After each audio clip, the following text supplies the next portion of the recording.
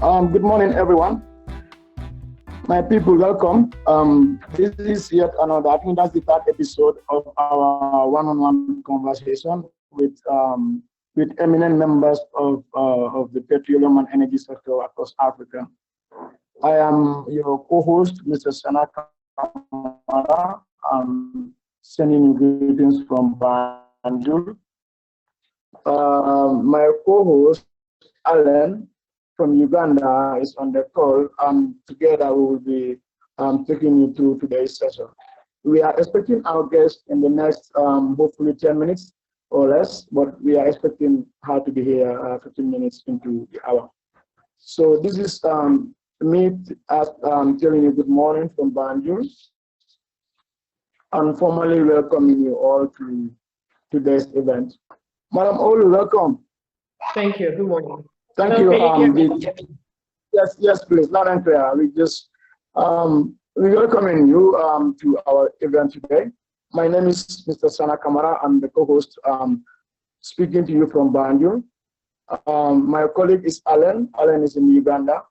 She will be joining us soon. We like to formally welcome you, ma, to today's event with AJERAP, the one-on-one conversation with yours truly. Good morning. Thank you for having me. Great. Just before we go into the program proper, I like to just do a kind of a brief introduction to our members. Just to let you know that we have continental membership. You'll have between 15 and 20 journalists on this call today. There may be more because a lot of them confirm participation. But we are very diverse from different countries, from South Africa to Uganda, from Ghana to the Gambia, which is the smallest country on mainland Africa. So you will forgive me if I don't mention Nigeria, because already, I think Nigeria is a country of its own, a continent of its own in the Gaia in Africa. So. Well, thank you. Yes, we're usually overrepresented, so good to highlight others.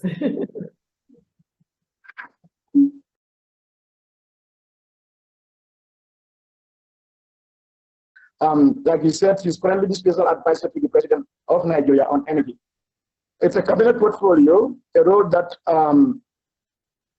she takes on and also helps in formulating and coordinating investment enabling policies across our portfolio, which covers oil, gas, and power. As AJERAP, one of our main tasks is to see how we can contribute to reducing energy poverty. So her presence here today will help us to answer a lot of questions and to go through the breakthroughs, the challenges, and a lot of other issues around what Nigeria is doing as one of the giants in Africa. I like to say in West Africa, Nigeria is big brother to Gambia in many ways. I'm politically correct for saying this. I was in Nigeria a number of times. I was at the Aso Rock, under Mr. Former President Buhari once. Also at the ECOWAS Secretariat another time. The National Defense College of Nigeria. So I definitely can tell you how much this country leadership role that it's playing in Africa, not just only in the energy sector, but also in a lot of spheres. So prior to this role, Madam Olu was the founding managing director of Latam Energy, an advisory firm specializing in business strategy, market development, and commercial negotiations for capital projects and investments in the energy sector. She was also a partner and chair of the investment committee at the Persistent, a climate-focused investment firm where she invested in and managed a Pan-African portfolio of distributed renewables companies. She previously held various commercial and financial roles, plus governance roles at Shell. She negotiated transactions valued at over $5 billion and advised on government policies to attract investment to the gas sector and enhance liquidity in power sector. As a member of advisory board of Energy of Growth, a Washington, D.C.-based organization focused on research and advocacy to end poverty in Africa. She also serves on advisory council of the MCC, it's called the Millennium Challenge Corporation, a U.S. agency that has invested over $14 billion in developing countries worldwide. Of course, Gambia is also benefiting from this MCC challenge projects right now.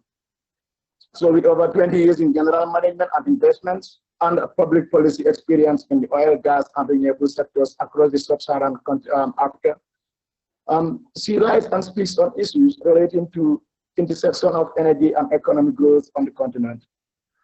You know, she's also the founder of BFA Foundation, which funds scholarships for women and other disadvantaged groups to expand their career advancement opportunities in high growth sectors, including the energy sector.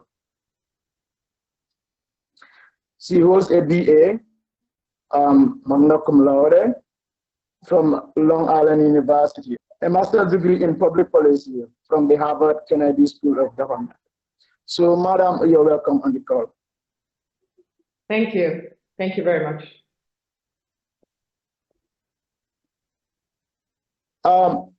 Ladies and gentlemen, my colleague participant members of AJERAP,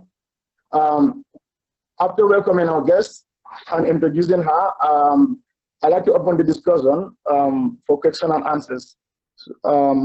Madam, we'd like you to start with your own opening remarks before we go into the Q&A from my colleague Alan. Thank you.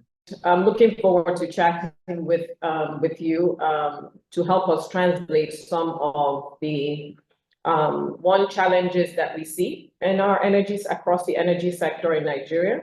Some of them are decades old, and also just some of the opportunities that Nigeria and the African continent presents as an energy market, and some of the initiatives of the current administration to unlock some of those opportunities and deliver increased energy access, reliability, and affordability to not only Nigerians, but also Africans as we start to integrate our continent even further around trade.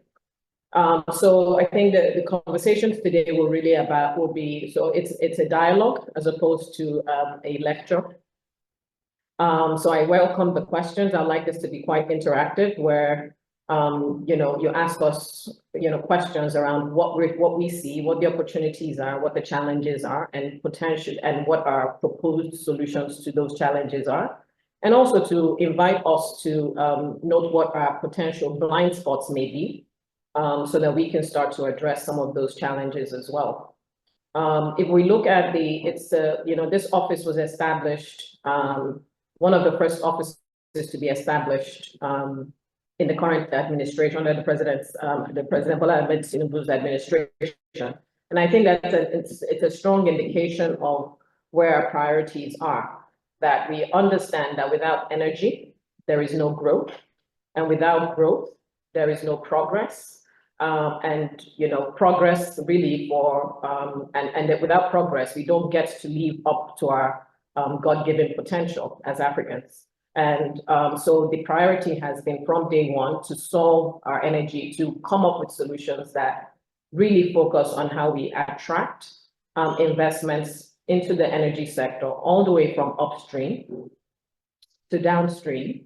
So everything to do with oil and gas supply, power generation, transmission, all the way to distribution, fixing all of the challenges that we see there to attract investment so that we can continue to grow access and make sure that we're delivering improved access and reliability to Nigerians, that we start to think about our positioning in the global space as well as the energy transition accelerates, ensure that we transition from the use of heavy biomass to clean cooking, and that we are leveraging our own natural resources to deliver a clean transition, an energy transition that recognizes our context on this continent. So there are a number of policies that we will talk through as the conversation proceeds. But I would say that the main things that we focused on at our office are in the office of in the presidency, in my office as a special advisor to the president, are really around investment enabling opportunities.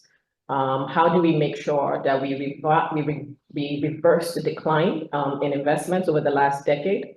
How do we reposition Nigeria to make sure we are much more attractive? That's the combination of fiscal incentives, the combination of structural reforms that improve the ease of doing business, and make us an attractive destination for capital. It is also looking at ways to domesticate our energy value chain and reduce our exposure to foreign exchange fluctuations. So we'll talk you through some of those opportunities and looking forward to some of your questions around those things. So the first question I'd like to ask, with the goal of achieving 2.1 million barrels of oil per day by December 2024, what contingency plans are in place to address unforeseen disruptions, such as market volatility, insecurity, or operational delays? Great, thank you for that question. Yes, it's not a lofty goal. 2.1 million barrels we've exceeded actually over the last decade. So it's not really, it's a goal that is within reach. In terms of market volatility, we keep an eye, I mean, we're an OPEC member, so we keep an eye on how the market is regulated and how we do, I mean, ensure that we achieve the right balance between demand and supply and stabilize prices, especially for export-dependent countries like ours. The outlook, the long-term outlook for oil prices trend downward if we're looking at reduced demand, slowdown in economic activity, especially in economies in Asia and then across Europe as well. So what do we see? So that means there's a need to make sure that we continue to protect our market share. If you look at what Saudi is doing, they're indicating and signaling the need to protect market share, which indicates again that you're going to see increased production, which tends to impact prices. So we do need the 2.1 million barrels and even more. And if you look at our economy, we're heavily dependent. Over 90% of our foreign exchange earnings come from oil exports, oil and gas exports. Over 50% of our fiscal income comes from oil and gas exports. So in the short term, our ability to produce 2.1 million barrels and exceed that level as quickly as possible, what we've set for ourselves is a 2.7 target by 2027, is actually critical to power, to make sure that we have the capital to invest in critical infrastructure, social services for 200 million Nigerians. What are our issues that we need to resolve? I think we quickly identified that what's the short-term quickest way to start improving our production levels? We've looked at our onshore basin, which is quite mature. It's over 70 years of production, so it's well understood. The main challenge there really is increased insecurity over the last few years. The president has made sure that there is increased coordination between the presidency, so between the National Security Advisor, our office, and as well as the security agencies to bring increased focus. We are proceeding with question number 2, coming to you. How does the government plan to align Nigeria's dependence on fossil fuels with a global shift towards renewable energy and net zero targets while ensuring energy security? Thanks for that. I think if we look at so Nigeria isn't unique as a country that defines what its own energy mix is, right? So while as a global community, we've set certain targets, it's a cumulative effort around at the national level. What we definitely need to look at is what our own natural resources are to ensure and what our priorities are. So in terms of what our national ambitions are, we recognize that we need to leverage our own national resources to deliver higher access and affordable energy access to Nigerians and to Africans. Given that we are the largest holders of gas reserves on this continent, gas will continue to play an important role as we integrate more renewables into our energy mix. You will see that in our power plants, we have quite a bit of plans around renewables, especially around where the grid isn't where you haven't had connections to the grid for places in in rural areas, as well as suburban areas. So that is where a lot of our integration into renewables will happen on the power side. On the on-grid access, one of the things that we're trying to resolve is really the energy, the liquidity in the power value chain. And if though 80% of our grid is gas-fired, that's higher than most advanced countries that still depend heavily on coal, which is 60% more polluting. What we are hoping to do is that as we start to clean up some of the financial challenges in our on-grid sector and the value chain, that we will be able to integrate more renewables into that grid.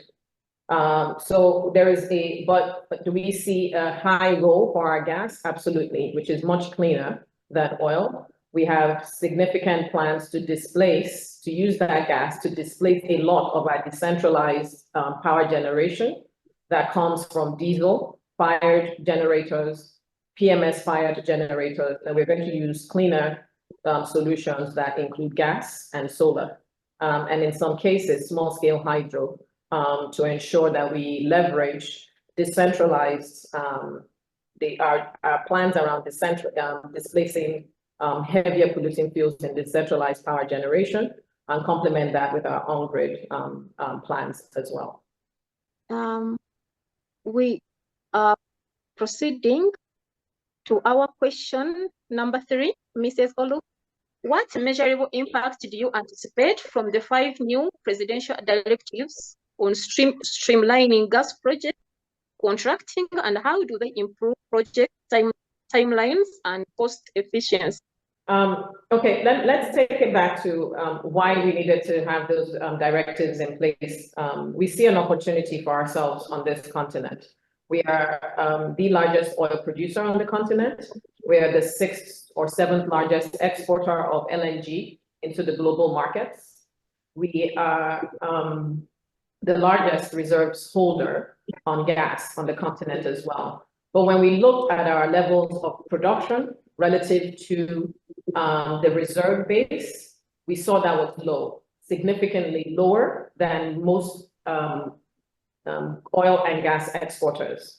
And we started to trace why that was. And in an environment, when we look at the energy transition that is quickly accelerating, we needed to understand what we needed to do to ensure that we convert our oil and gas resources into cash that can then be used to diversify our economy, invest in critical things, like I said earlier, infrastructure, agricultural sector. This is our main source of revenue. And so how do we make sure we accelerate and attract investment?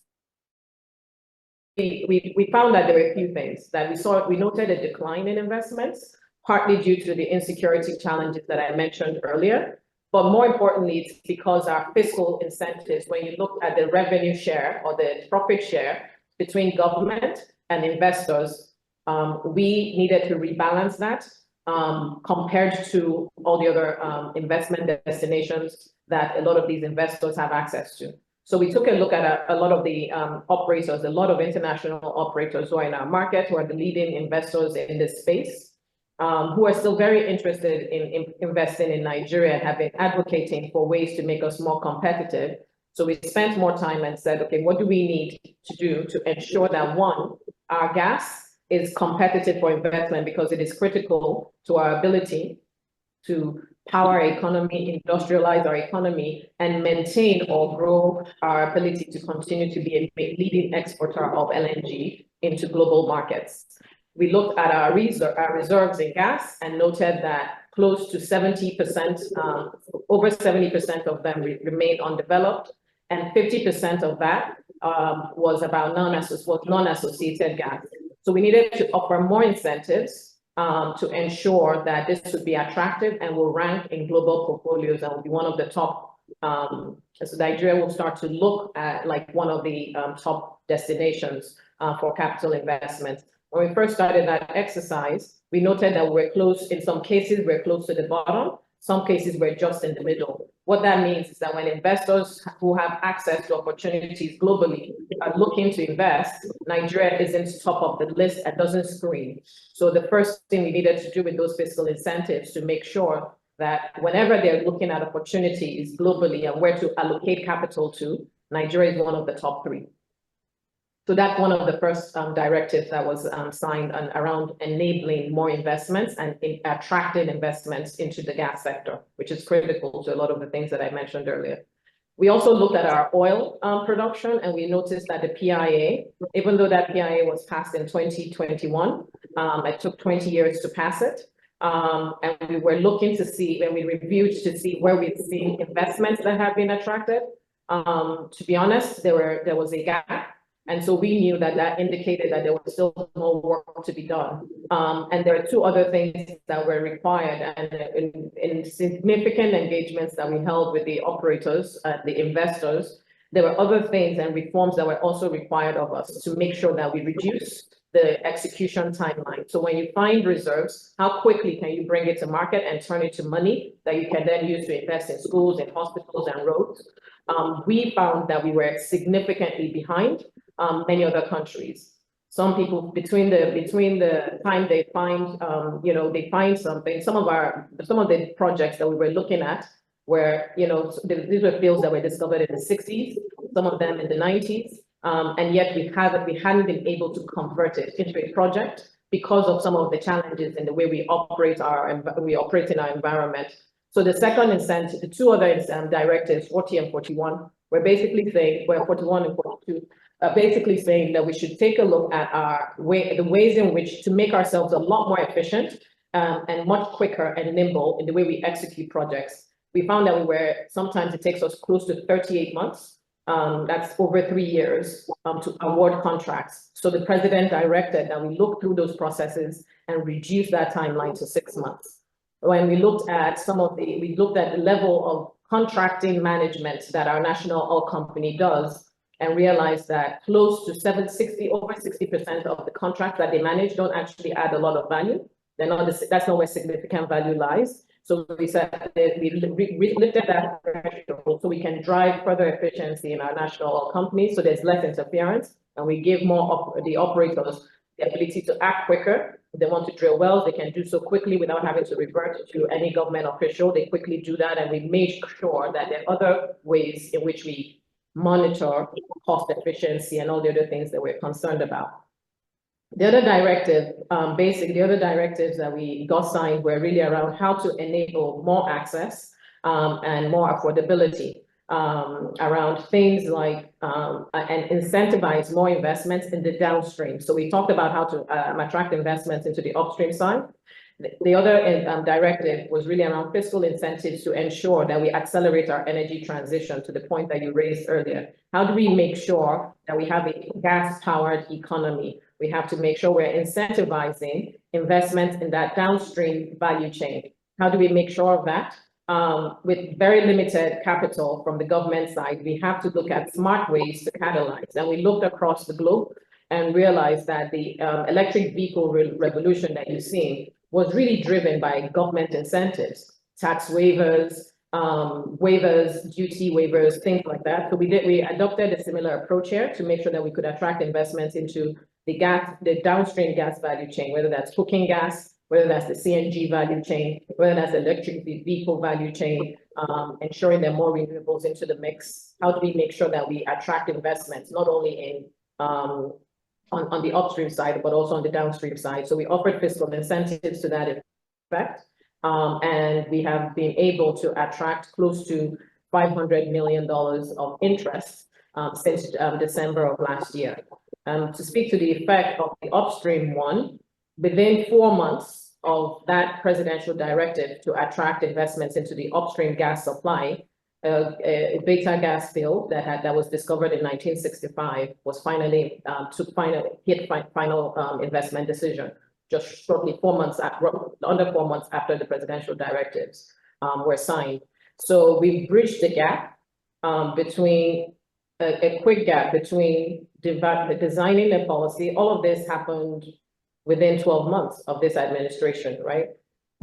Developing the incentives, making sure that they're publicized as quickly as possible, not the 20 years it took us to pass PIA, but then also quickly testing the implementation through some of these projects, which enabled us to take FID on that project, the beta project, within 4 months of issuing that incentive, those incentives. I think the other piece that we looked at is that when people are allocating capital, they look at the stability of your regulatory environment and your legal environment. When the administration came in, there are certain gaps, like I said, that we identified in the PIA. One of them was the lack of clarity between where the upstream regulation ended and where midstream downstream regulation ended. It was our first time actually separating those two regulators because we need increased focus on the midstream and downstream side. We've overdeveloped our upstream, like I said, but we now needed to do more to incentivize and have a regulatory focus on enabling investments in the midstream and downstream side, which is very critical to our ability to attract, to industrialize, to improve energy access in our economy, and to trade more with other African countries. And one of the quick first things that the president did was to quickly issue a presidential directive that outlined the role and clarified the roles and the delineation between the regulatory oversight of the upstream regulator and the midstream regulator. We saw that brought a lot of calm and signaled to the investors a level of seriousness that the government was going to bring, the rigor that we're going to bring, as well the speed of execution that we're going to bring to decision making here and policy making. What strategies are the government deploying to ensure that the expected influx of oil and gas investment translates into stable revenue streams and improved foreign exchange reserves? Well, that's so we've done that in the analysis, yeah. So there are incentives that are being offered that generate that we look at that as you start to unlock more of these projects, by bringing more projects on stream, then your ability to earn tax revenues in dollars, to earn royalties in dollars, to earn VAT in dollars from this critical sector really grows. It's a combination of things. You can continue. If we look at the last time that there was an investment in the deep offshore, for example, was over a decade ago. As I said, because we took 20 years to pass the PIA, the petroleum laws and the revision of that, we lost a lot of investment to other destinations. So there have been no projects. So what we've done is make sure that we look through the project pipeline. We sat with every operator and looked at specific projects that they had in their pipeline that did not rank for investment in their portfolio. And we've designed fiscal incentives that ensure that they are much more attractive for capital allocation, and that it will generate, and if those investments take, those investments close and take an investment decision, then obviously it's a win-win situation for both the investor and for Nigeria. We calculated very clearly what the expected revenue, government revenue, is from all of those projects if they take investment decisions. So yes, it will yield higher government revenue and grow our foreign exchange revenue. It's the reason for doing all of that work, and so it's going to be closely monitored. Okay, we are coming with question number 5. What specific initiatives are being pursued beyond investments to ensure energy reforms directly improve access to reliable power for the 100 million Nigerians currently without electricity? Thank you. This is a thing that matters. So beyond the upstream side and the investment enabling drive, the key problem that we have to solve in this administration, or begin to solve, because it's as I said, it's a decades-old problem, is the problem of energy access. I think there was a speech recently by the president of AFDB pointing out that we have the 3rd lowest consumption per capita of energy amongst the top 10 African countries. So we are a giant of Africa with no power. of Nigerians who lack access, and we have the largest population of unelectrified people on Earth. It is something that we take very seriously here and want to resolve. We think it's going to be a combination of two solutions, off-grid and on-grid. We've made significant progress on the off-grid side around distributed renewables, whether that's mini grids, solar home systems, things that initiatives with development partners that allow us to leverage local resources, whether in the north, that's solar, in parts of the country, that's going to be some off-grid, a combination of solar and hydro, to ensure that we are driving investments into this, that we are enabling, we're increasing access for Nigerians. And it's a problem of our time, and it's one that must be solved.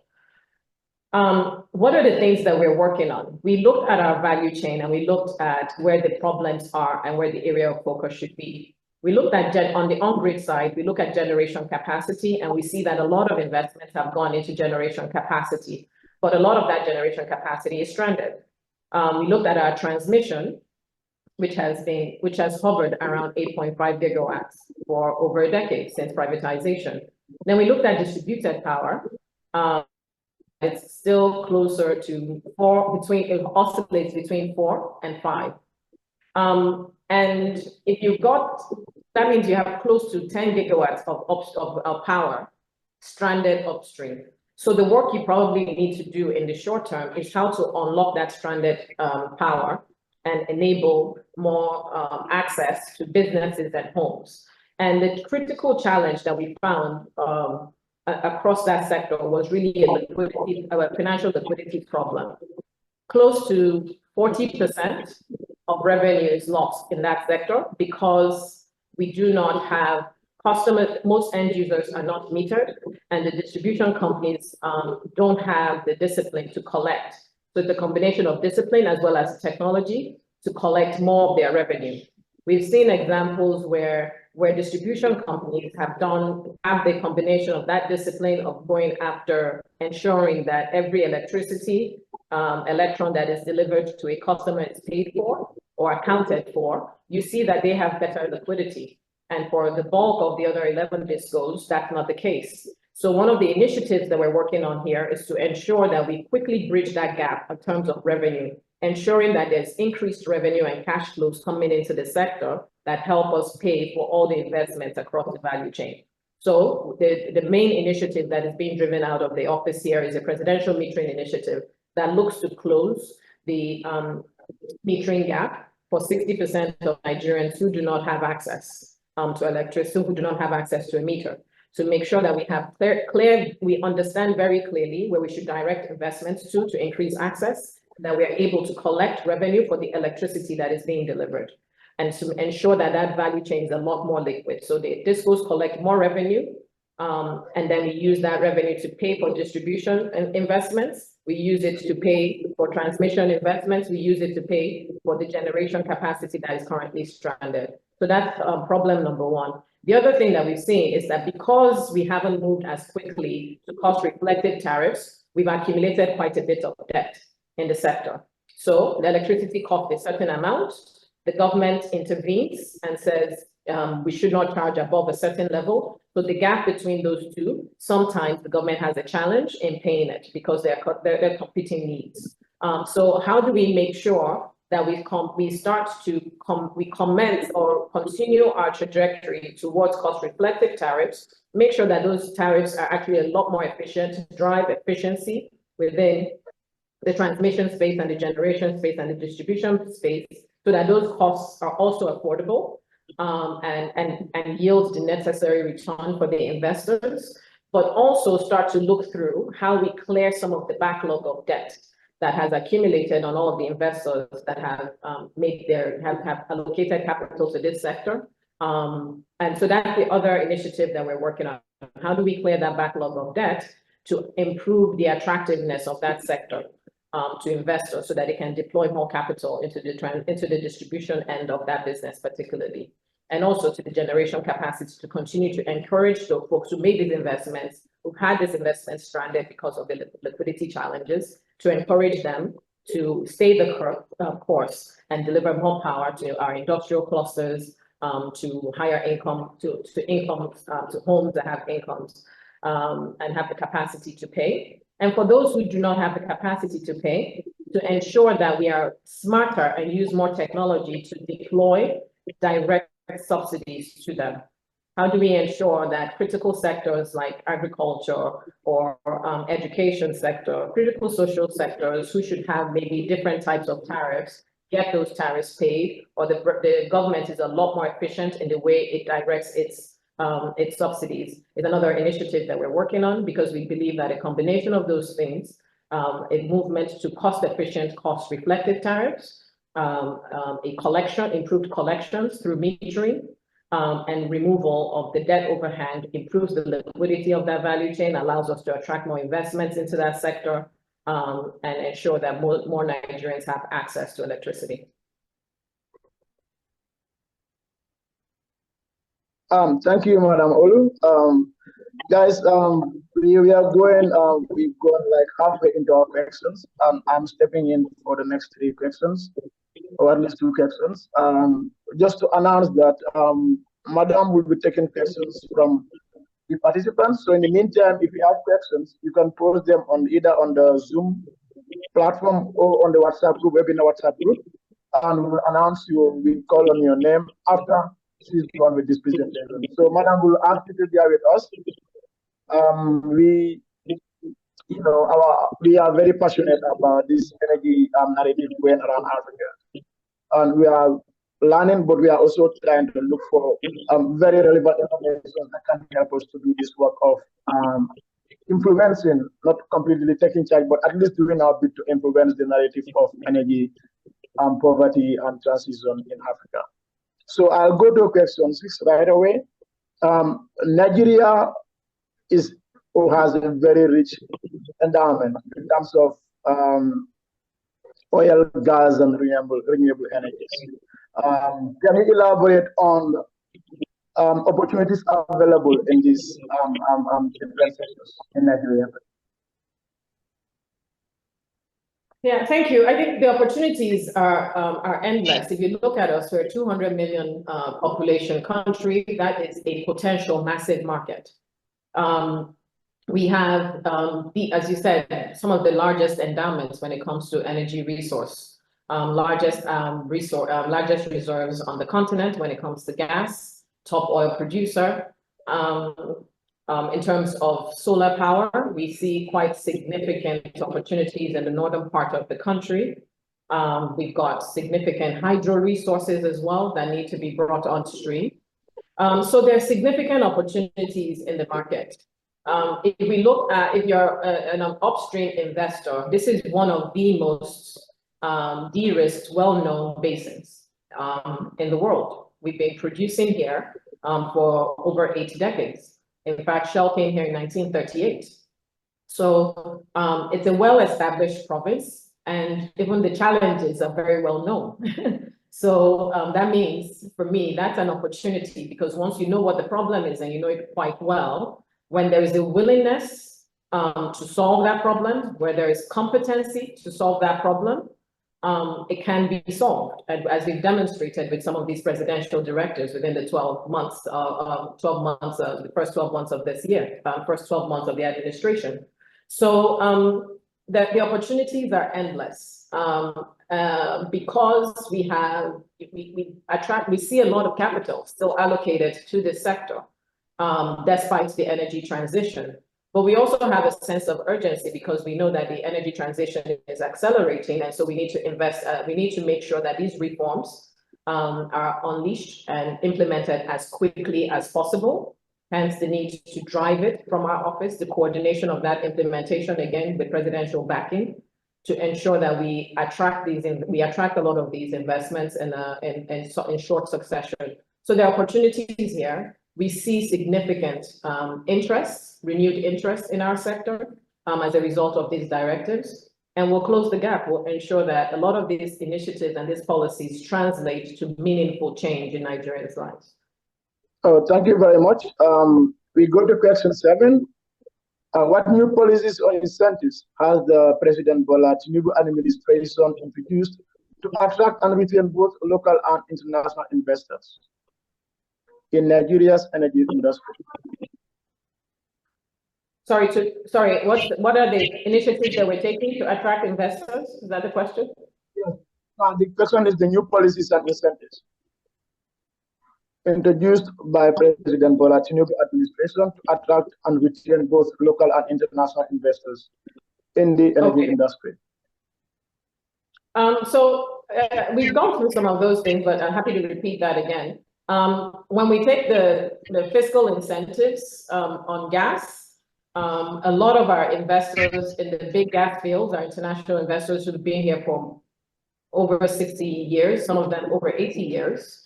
So a lot of these incentives have unlocked investments. I gave an example of Total. Total has been here for close to 60 years.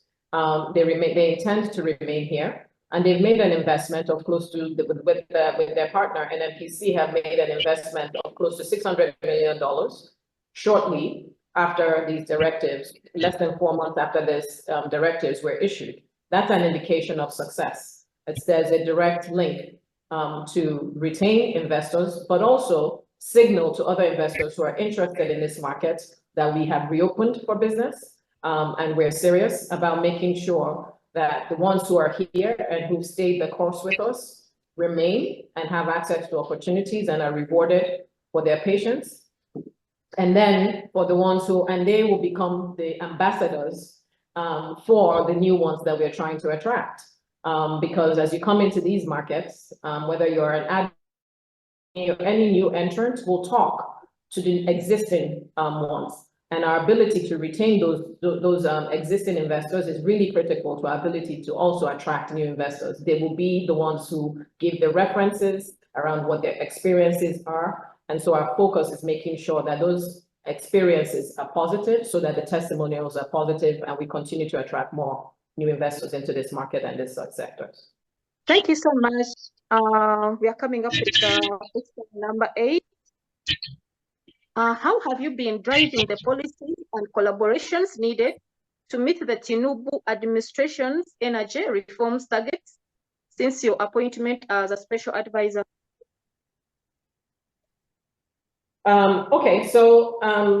The 5 presidential directives were developed by our office, in strong collaboration with His Excellency, Mr. President.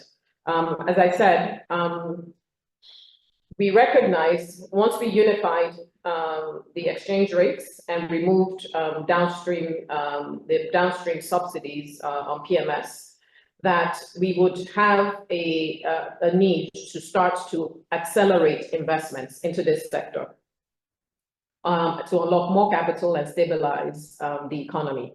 So the 5 directives that we've talked to are initiatives that we in this office drove, initiated, and ensured and continue to coordinate its implementation. So let's take the oil again to go through them. The oil and gas one, the oil and gas initiatives, because we cover oil and gas and power. On the oil and gas side, we've ensured that we put out incentives that attract and retain our investors. We've demonstrated that, and we have an overview and a line of sight to billions of dollars of investments that will come as a result of these incentives, or that should be unlocked as a result of these incentives. We've demonstrated the first one on the upstream side. We've then, on the downstream side, we've initiated incentives, tax incentives, waivers, duty waivers, to ensure that you are able to import and improve the domestication of our value chain by ensuring that we develop our downstream and midstream sectors and make that a lot more attractive for investment. So when you talk about LPG and cooking stove and cooking and all of those, and cooking, clean cooking, when you talk about CNG and investments that, whether that's in trucks, whether that is in equipment that is required to compress that gas, distribute that gas to homes and to businesses and to displace PMS in transportation. Those initiatives were also initiated here, and we continue to monitor and coordinate its implementation. On the power side, we've spoken about the presidential metering initiative that aims to deploy 7 million meters and close the metering gap of 60% unmetered within the next 3 years and reduce the losses in that sector so that we can ensure that there is more capital for investments that deliver more energy access to homes and businesses in Nigeria. We've talked about reducing the power sector debt that we really believe is essential to unlock additional capital for generation as well as distribution. And we continue to work on ways to, if we look at the main things, right? I think let's speak to the current pains of Nigerians, right? If you look at everything, affordability is the major challenge. And a lot of that affordability, the affordability challenge across the energy sector, whether you're talking about cooking gas, whether you're talking about electricity, a lot of it is driven by foreign exchange, the foreign exchange volatility. So the work of this office on the upstream side is to make sure that we unlock more supply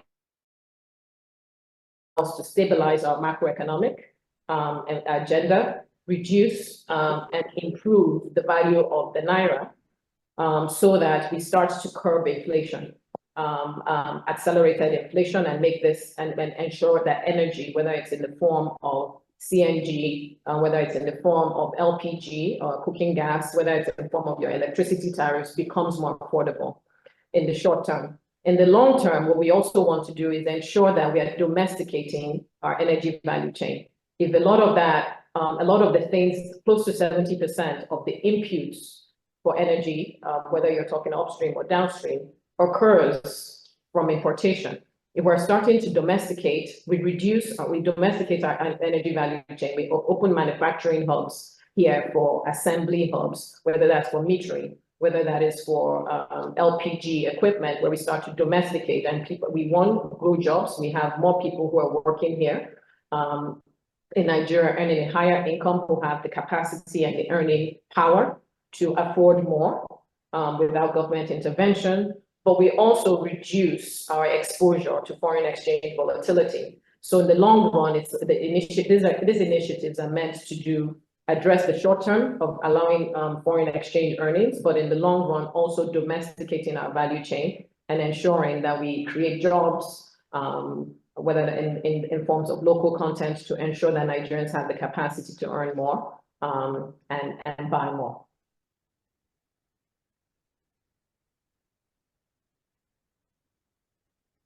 Yeah, thank you so much, Mrs. Olu. So right now, I think we are going to open the floor for our participants. They would also like to ask their questions to you.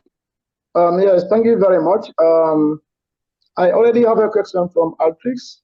We were just getting notification that our guest has a very limited time. She's already on the call for about an hour and she has to be excused. So we're going to take very, very few questions. Altrix, you sent 2 questions. We can only take 1.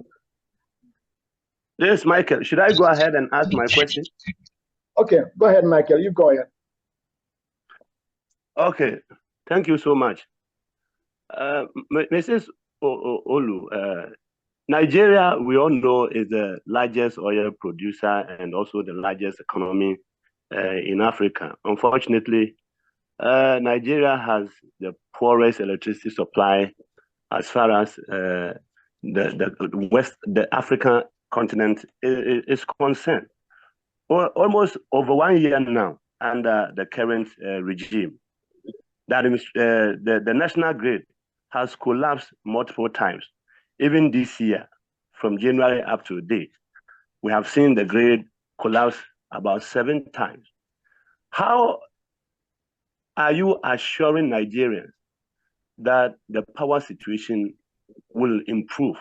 And the second question is that recently there has been a call by Nigerians that the current minister, Adelabu Adebayo, has not been able to fix the power situation. So he has to be asked, why is it that he is still in post?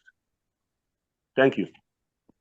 Madam, before you come in, I'd like my friend to just to stick to the rules. One of them is to focus on asking one question, and the second question is probably talk about, instead of individuals and personalities and all this politics, we want to look at policies surrounding her role, and not to be speaking about government politics on the call. So, Madam, you will take the first question, and we will excuse you for the second one and move on with the next. Thank you. Thank you. I was going to excuse myself because you're right. This is about policy and forward movement and not bickering and personalities. So thank you for that. How do we solve the problem? And please recognize that we are an administration and a team. It's going to take everybody, including Nigerians also. We all have a role to play in sort of ending this shame of being so endowed. Hello, can you hear me? I noticed the connection is unstable again. Can you hear me? We can. Yes. Yeah, we all have a role in shaping the narratives and reshaping this narrative of ours, where we are so gone through all of the things that one should have to be one of the most powerful economies on the earth. And somehow there's a gap between where we currently are and what our reality should be and what our potential is. And members of this call, policymakers, Nigerians themselves also have a role to play in solving this problem. It's a collective effort that solves it. Let's take the energy access problem. There is a cost to delivering electricity. There is a cost to that. And are we willing to pay that cost to have reliable access to electricity? We've struggled to win that argument. And I understand why, because most Nigerians have lost trust in our ability to deliver electricity reliably. And until we do so, or show some progress in that regard, they do not want to pay more for that access. It's a chicken and egg problem, but we all have to work together to solve that. So if you look at our energy access, particularly on grid, we have to look at businesses that have the capacity to pay and work with them to build their trust and earn their trust in delivering more access to them reliably, so that, and they pay for that reliability and they pay for that access, what the market price is. That's the essence of what we are testing out with Band A customers in Nigeria, to say, if you get more power and it is cheaper for you to pay for it than generate power through your own diesel, then encourage investors in the value chain by paying your cost of that electricity. There's pushback. Very few people are actually talking about the fact that they are getting 20 hours of electricity. And so we, the folks on this call, have to help us tell that story and tell it better, because it's not all negative. When we moved to cost-reflective tariffs this year, most people who are getting over 20 hours of electricity are getting that power reliably, and it is cheaper than what they were paying when they were mixing it with diesel and petrol generators. We have to tell that story. And because if you tell that story, you encourage other Nigerians to believe in the reforms. And when we start to move to people who get more reliable service and try to give them more meters, there's a trust building exercise that happens here that ensure that we are able to continue to roll out more reforms that deliver more access. When we look at the reliability of our grid, it has remained a challenge. And let's explain that in very short terms. The grid has collapsed because of increased vandalization. More Nigerians are going out and taking out towers so that they can melt the steel and sell it. It's a, you know, this level of criminality speaks to, and this level of insecurity speaks to how desperate the situation is for Nigerians. That the lack of economic activity, increased poverty, increased hardship is pushing people to put their lives at risk, to take down towers, which is one of the main reasons we've seen a high level of vandalization this year on the grid, on grid infrastructure. That is not it's a consequence of some of the reforms that people are undergoing, but it's not an excuse. The fact that people are engaging in criminal activity and disrupting homes and businesses and productivity that will enable us to exit some of the challenges that we currently face as a country is something that also should be looked at and should be frowned upon. We should tell that story. It is a story of criminality that must end so that businesses have reliable access to electricity without disruption from some elements in our some criminal elements that continue to vandalize infrastructure. We need to call it out and speak about that. For the other things, in terms of our grid, this is one of the, we need to improve our digitization and our ability to see where electricity, our infrastructure.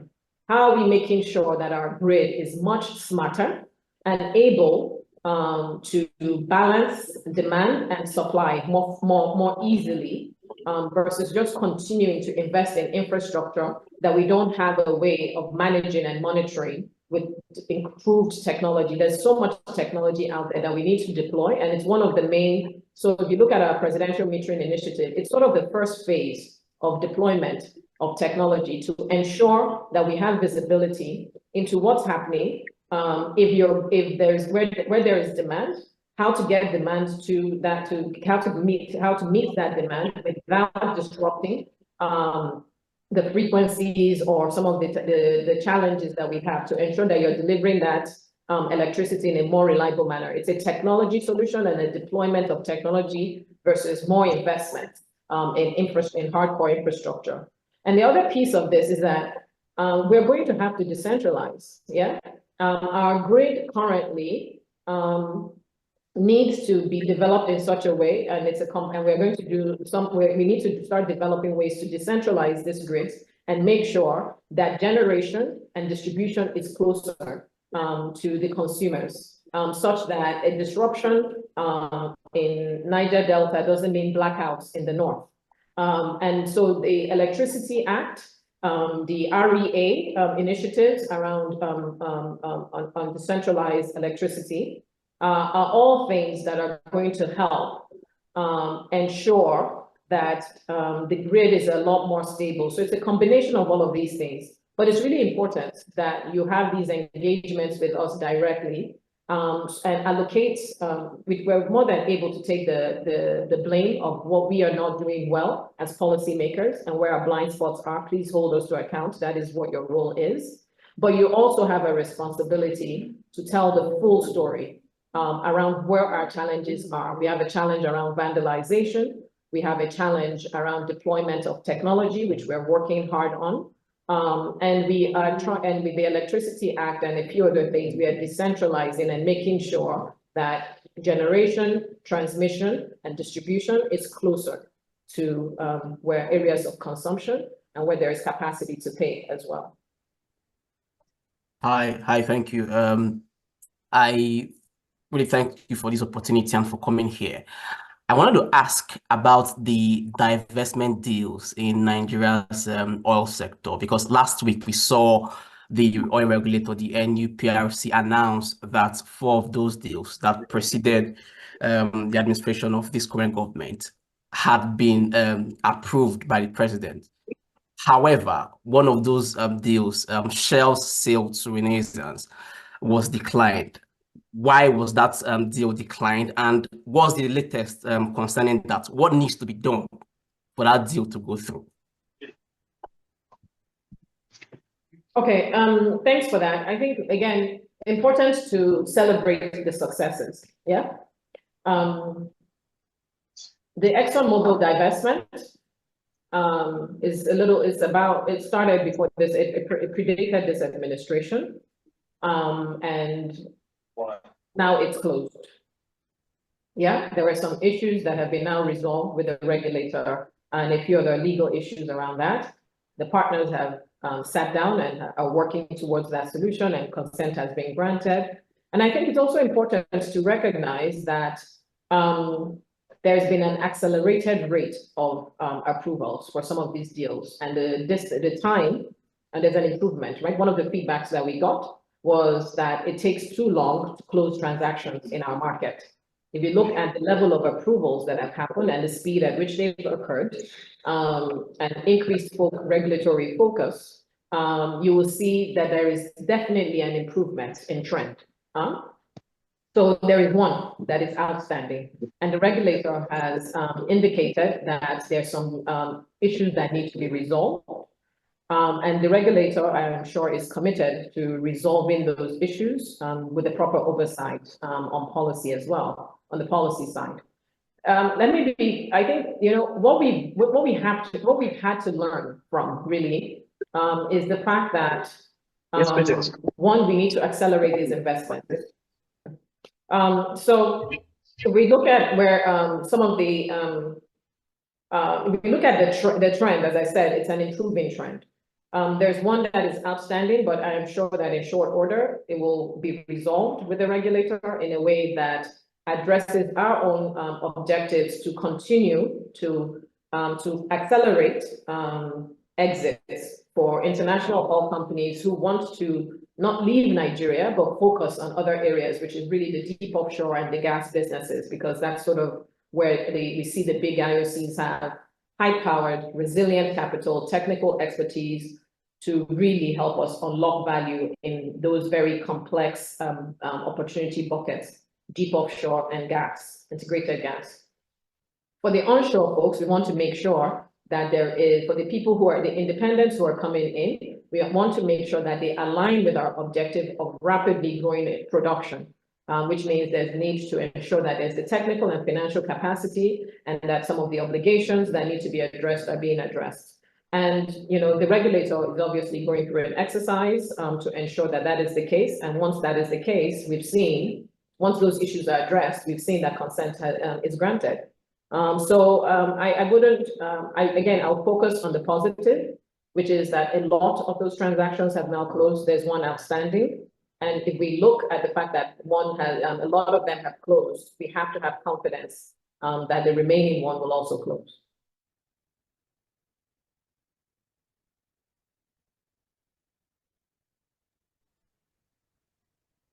Are there any other questions? Otherwise, we will invite our colleague, Mr. Udeme, to come and give a closing remark. However, just before he does that, Madam, we go on to formally excuse you. We are getting notification that you have another upcoming activity. So we would like to draw the curtain. Of course, we have more questions. Yes, please. Last words. I think, okay. For us, our last words, a lot of effort has gone. President Bola Ahmed Tinubu has made a lot of effort to ensure that we become a preferred destination for capital across the energy value chain.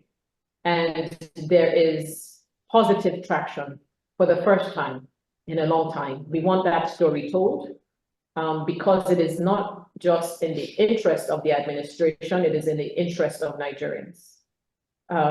We need that story to be positive, to encourage Nigerians that there's hope and that the renewed hope agenda is underway. And then also to encourage other investors to understand that there's something new happening in Nigeria so that they can come and take a look and make those investments as well.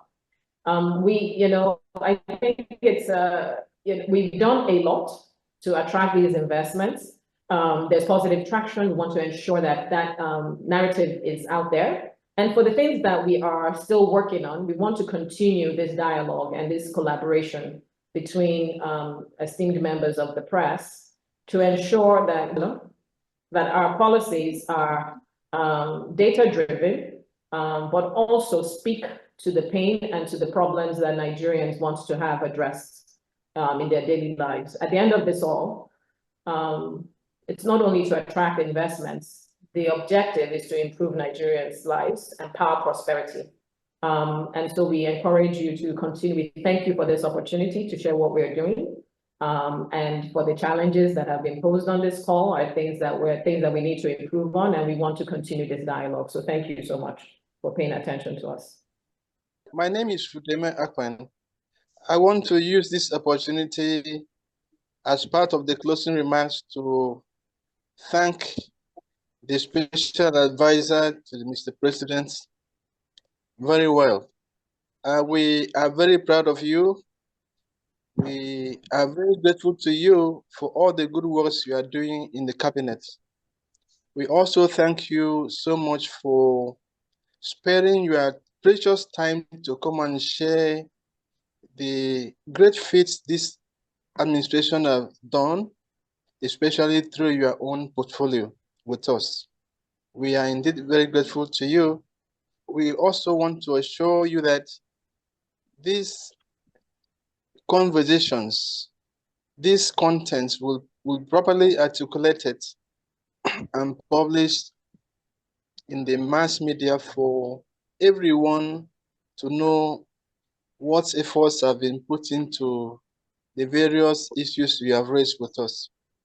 So we make this happen because we have the network Africa-wide, not only in Nigeria, but in virtually all countries in Africa. We have our members who work in the various media, print, electronic, online, and the digital space. They are all everywhere. So we are grateful to you. We also want to inform you that AJERAP is here to stay and is in more or less an enabler. It's made of matured members who are determined to make their contributions. So we are very passionate about mobilizing journalists and analysts Africa-wide and ensuring that they are properly trained.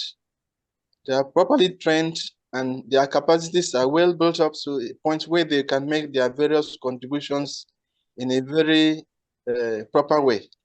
So because of this, we are planning to have a capacity building sometime in May 2025 in the Gambia. So we have been mobilizing support for this event because we believe that if those who report in the media are well trained and mentored, they will be able to add value to what the governments and the private sector are doing. So we keep you informed about this and solicit your support at the right time. Thank you so much. May God bless you. Thank you very much. Thank you all for having us. Thank you for your time, Madam Olu. I hope that we'll cross paths again.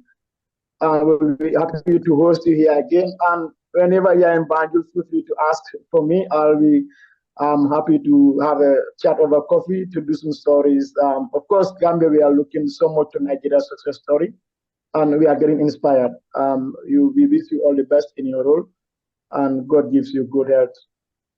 Thank you very much. Thank you all for having us. Yeah, thank you so much, Mrs. Olu, for your time. We really appreciate everything. Thank you. Thank you very much. Yeah. So for the recaps, just before we wrap up our recap, we'll excuse Madam Olu to go ahead now. And thank you. Yes, sir. Getting my attention for my next engagement. Thank you. Okay. I'd just like to do that outro or the recap. Madam Olu spoke extensively about the policies and programs of the President Tinubu government in Nigeria by giving us a historical background of the energy and the petroleum exploration and market through the years, going back to as late as 60 years ago. So it's a country that has its successes, but also they have their trials. She also talked about Nigeria's plans to align with the dependency on fossil fuels, with the new shifts towards renewable energy, in line with the new global agenda for just energy transition. And another important thing that you spoke about was the five new presidential directives on streamlining gas projects contracts. This is quite an interesting milestone in Nigeria, and I think it forms the basis for President Tinubu's transformative agenda for the energy sector in that country.